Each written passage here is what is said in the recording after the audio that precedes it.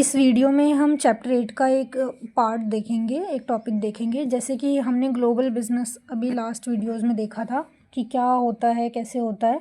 तो इसमें हम ये देखेंगे कि जैसे आपने मान लीजिए कि ग्लोबल बिजनेस करने के लिए, फॉरेन मार्केट में एंटर करने के लिए आपने एक कंट्री सेलेक्ट कर ली, वहाँ पे अपनी एक मैन्युफैक्चरिंग यूनिट लगा ली या वेंचर कर लिया। तो अब प्रोडक्शन कीजिए। प्रोडक्शन करते समय हमें किस किस बात का ध्यान रखना है, तो इस टॉपिक में वो चीज़ें हैं। तो आप एक बार देख लीजिए उन्हें। जैसे कि ग्लोबल सप्लाई चेन, मतलब कि आप जितने भी प्रोसेस होते हैं जो हमारे डोमेस्टिक बिजनेस में होते हैं, प्रोसेस सारे सेम होंगे।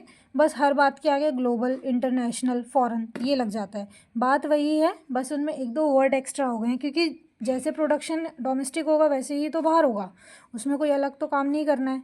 इसमें है ग्लोबल सप्लाई चेन, मतलब कि आप अलग अलग जगह से, मतलब सप्लाई चेन में क्या होता है, मैन्युफैक्चरिंग होगी, मैनेजमेंट होगा, लॉजिस्टिक्स आएगा। तो ये अलग अलग कंट्रीज़ से आप इनको एक्वायर कर सकते हैं। मान लीजिए किसी कंट्री का लॉजिस्टिक बहुत अच्छा है, जैसे इंडिया के जो रोड सिस्टम है वो सबसे बेस्ट है वर्ल्ड में, तो आप लॉजिस्टिक इंडिया से ले लीजिए। आपको सिलिकॉन चिप्स वगैरह चाहिए, आप कुछ ऐसा टेक्निकल काम कर रहे हैं या केमिकल काम कर रहे हैं, आप चाइना से सिलिकॉन चिप्स मंगा लीजिए। तो मतलब कि आपको क्या करना है, सप्लाई चेन में जो बेस्ट से बेस्ट हो सकते हैं अपने काम में, उन कंट्रीज़ को ऐड करना है। दूसरा ऑफशोरिंग एंड आउटसोर्सिंग, मतलब कि जैसे बीपीओज होते हैं, बाहर की जो कंपनी है, मान लीजिए बहुत बड़ी मैन्युफैक्चरिंग कंपनी है, बहुत ज़्यादा प्रोडक्ट बल्क में प्रोडक्शन कर रही है, लेकिन उसके पास टाइम नहीं है कि वो मार्केटिंग कर सके, तो वो आउटसोर्सिंग करती है कि वो बाहर दूसरी कंट्री को दे देगी मार्केटिंग का जिम्मा कि आप हमारी मार्केटिंग कीजिए, हम इतना पैसा आपको देंगे।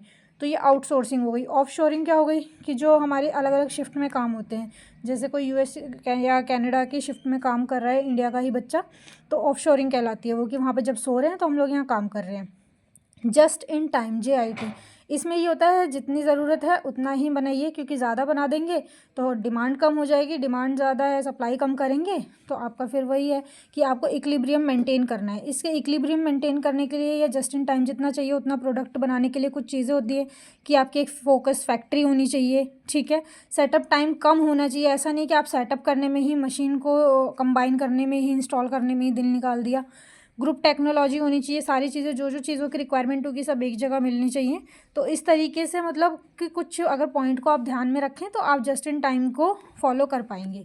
अगला है इसमें टेक्नोलॉजी एंड ऑटोमेशन, मतलब कि मान लीजिए आपका कुछ टेक्निकल काम है, कुछ रोबोटिक्स में या एस्ट्रोनॉमिकल चीज़ों में आप हैं, तो आप क्या करेंगे कि जो कंपनीज़ या जिस कंट्री में सबसे बेस्ट टेक्नोलॉजी या ऑटोमेशन के प्रोडक्ट मिलते हैं, आप वहाँ से मंगाएंगे, वहाँ से साइंटिस्ट बुलाएंगे, वहाँ की चीज़ों को असेंबल करके नया प्रोडक्ट बनाएंगे।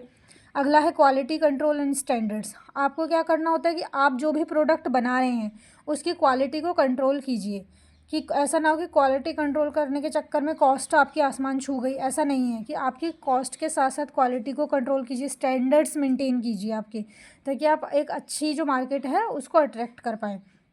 अगला है लॉजिस्टिक एंड डिस्ट्रीब्यूशन, जैसे मैंने भी बताया था आपको कि आप जैसे कि वेयर हाउसिंग के लिए या ट्रांसपोर्टेशन के लिए अलग अलग चैनल्स या अलग अलग कंट्रीज़ को हायर कर सकते हैं।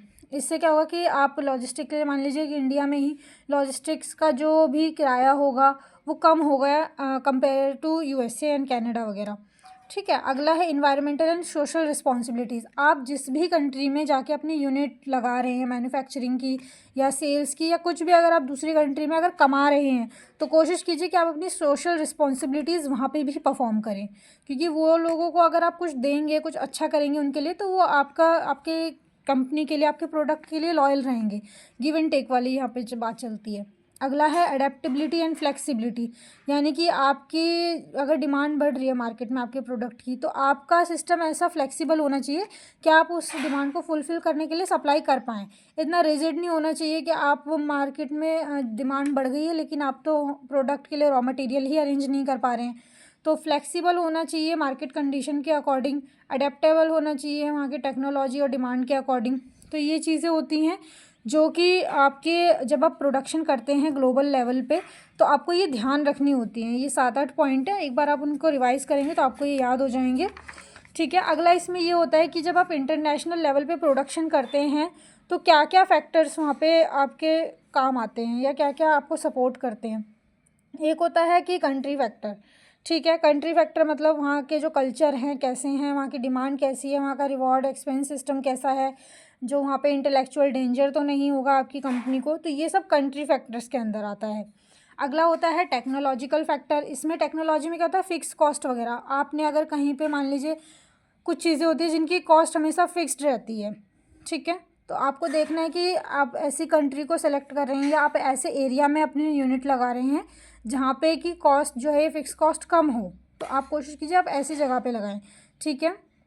जैसे मिनिमम एफिशिएंट स्केल, मतलब कि वहाँ आपकी जो लेबर हो या वहाँ के जो आपको सपोर्टिंग चीज़ें मिलें जैसे कि लैंड लेबर वगैरह, तो ये एफिशिएंट होनी चाहिए कि इतनी एफिशिएंट तो हो कि आप सर्वाइव कर पाएँ। ऐसा ना हो कि बिल्कुल ही नौसिखिया लेबर है या बिल्कुल ही बेकार वहाँ का जोग्राफिकल एरिया और आपने वहीं पे जाके सेटअप कर दिया यूनिट, तो उनको सिखाने में ही सारा आपका पैसा चला जाएगा, फंड चला जाएगा।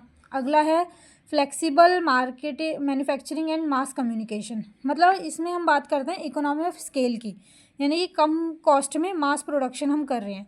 तो आपको ऐसा ही करना है कि आपको कॉस्ट और यूनिट्स जो आप प्रोडक्ट कर रहे हैं उनके बीच में इकोनॉमी ऑफ स्केल का यूज़ करना है, ठीक है। दूसरा है प्रोडक्ट फैक्टर।